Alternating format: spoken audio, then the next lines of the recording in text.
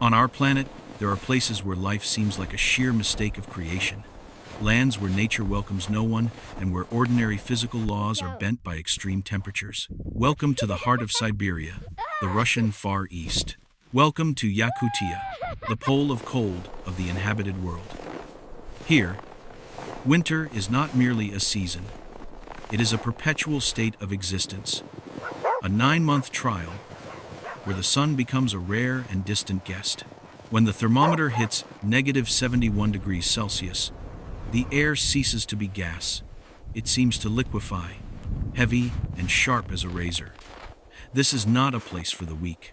It is the stage for the greatest biological war, the battle between the warm blood of life and the absolute cold of death.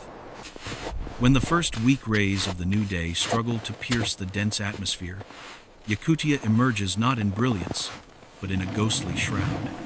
This is not the water vapor fog we are accustomed to. Meteorologists call it ice fog. At temperatures below -45 degrees Celsius, moisture in the air does not condense into water droplets, but instantly crystallizes into microscopic ice particles suspended in the void. Locals poetically call this the breath of the stars. Looking at the thermometer, hanging outside the wooden wall, the needle has surpassed the limit that most modern electronics can withstand. -71 degrees Celsius. At this thermal threshold, the world operates by different rules.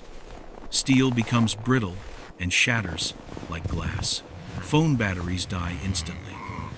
And if you carelessly take a deep breath directly into your lungs without a scarf, your alveoli can be damaged by freezing. Amidst the endless white desert of snow, a tiny wooden house stands alone, resembling a spaceship stranded on an alien planet. Inside that wooden shell lies life. But to sustain that life, the inhabitants must step out and face the invisible monster enveloping them. The door opens. A massive cloud of white vapor rushes in like an explosion. A figure steps out. Their eyelashes, eyebrows, and hair instantly turn white. Their breath freezes the moment it escapes their mouth, creating a faint crackling sound that only the sharpest ears can detect the noise of water vapor turning into ice. To survive in the coldest place on Earth, humans must solve the two most basic needs of biology: heat and water. Yet, in Yakutia, both are luxuries paid for with grueling labor. Observing the man in the scene, we see him performing a daily survival ritual: harvesting water. It is an ironic paradox of the polar region that, despite being surrounded by snow, one is always in a state of thirst. Fluffy snow contains too much air and too little water. To get a glass of drinking water, one must melt a massive amount of snow, wasting precious fuel. Therefore, they turn to purer sources: frozen rivers and lakes. Blocks of crystal clear, emerald green ice, known as white gold, are cut from the meter-thick frozen lake surface. Under the immense pressure of the slow freezing process and extreme cold, air bubbles are expelled, leaving a perfect ice crystal structure that reflects blue light. Transporting these blocks home is a feat of physics. At -70 degrees Celsius, friction changes. Snow becomes abrasive like sandpaper, making the sled heavier to pull. Each block, weighing dozens of kilograms, is stacked outside like crystal bricks.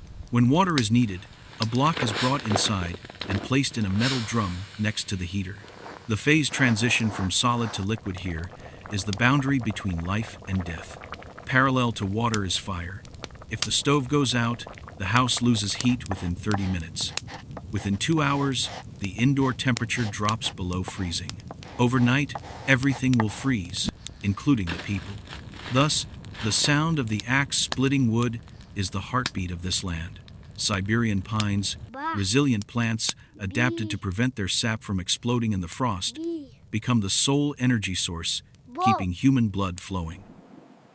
Humans, however, are not alone in this battle. The scene shifts to miraculous creatures standing motionless amidst the snowfields: the reindeer. From the perspective of evolutionary biology, the reindeer is a masterpiece of adaptation. They possess a stocky and sturdy physique, a living testament to Bergman's rule in biology, which posits that animals in cold climates often have larger body masses but shorter limbs to minimize the surface area for heat loss. Their fur is a specialized design featuring hollow shafts which trap air to create a perfect natural insulation layer, shielding them from the bone-chilling cold. At -71 degrees Celsius, these reindeer require no stable. They possess sophisticated thermoregulation mechanisms, such as the ability to cool the blood flowing to their legs to prevent core body heat from escaping.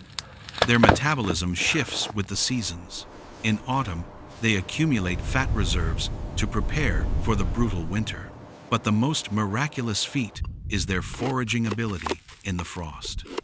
They utilize broad, sharp hooves, acting like snow shovels, to dig through thick snow in search of lichen and moss, precious energy sources buried beneath. The interaction between the nomad and the herd here is not a master-servant dynamic, but a symbiotic relationship. The people provide salt, assist in migration, and protect the reindeer from wolves. In return, the herd provides transportation, sled pulling, meat, and hides. Amidst the vast white expanse, the image of a man brushing snow off a reindeer's back is a moment of compassion and connection. If the herd falls, the nomadic civilization of this polar region would also collapse.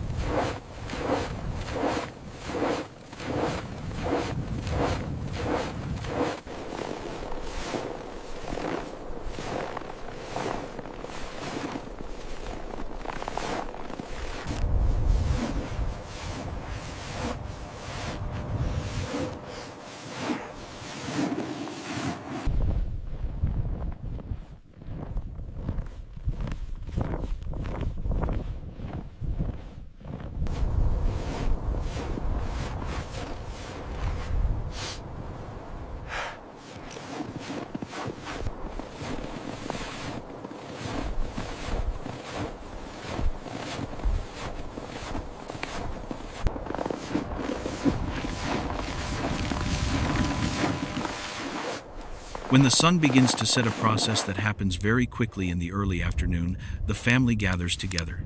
This is when we discover the biological secret that helps the Yakut people withstand the cold: their diet. There are no green vegetables or tropical fruits on the table. Instead, there is a plate of frozen fish, sliced into thin shavings that curl like wood plane shavings. This is stroganina, the sashimi of the polar region.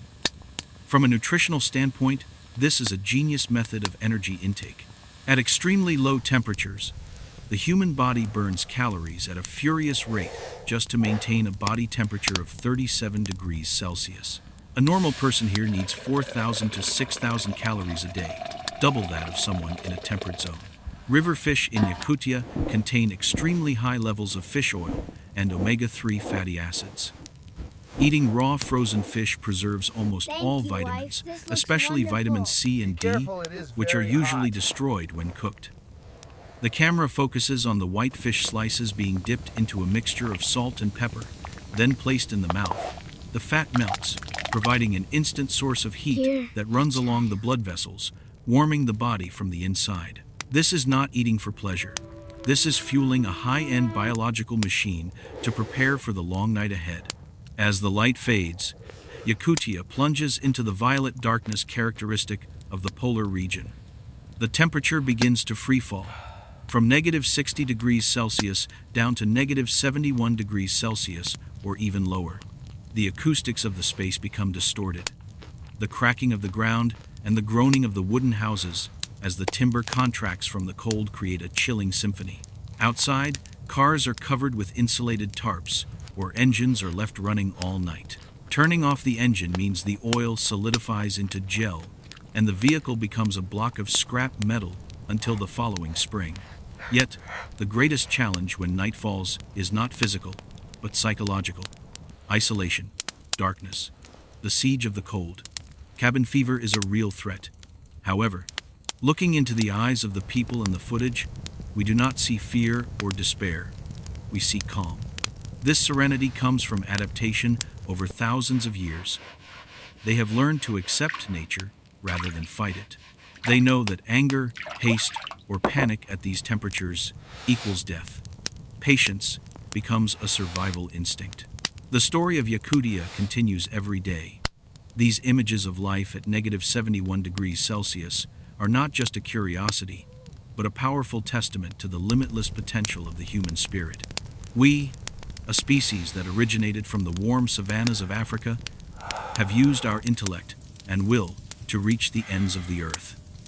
Here, in the deadly frozen wasteland, life still sprouts. Not by conquering nature, but by becoming a part of it. As the lamp in the small wooden house goes out, leaving a single point of light in the endless Siberian night, we understand one thing.